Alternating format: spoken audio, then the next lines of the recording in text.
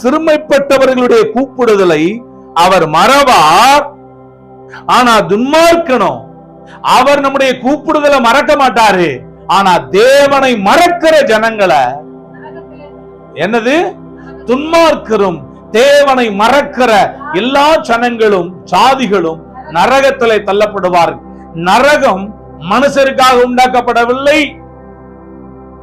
கர்த்தர் ரொம்ப கெட்டவர் இல்ல, அவர் நல்லவருக்கெல்லாம் மகா நல்லவர்.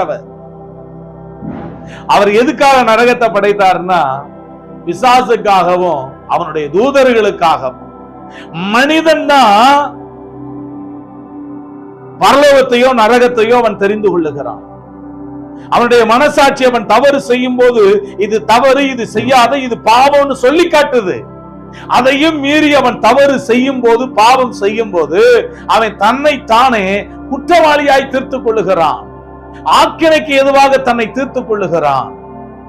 ஆனா ஆண்டவரிடத்துல வந்தா எல்லாவற்றிலிருந்து நமக்கு ஒரு விடுதலை உண்டு, பாதுகாப்பு உண்டு, அடைக்கலம் உண்டு, நித்திய ராஜ்யம் உண்டு. துன்மார்க்கனும் தேவனை மறக்கிற எல்லா, கர்த்தரை மறப்பீங்களா?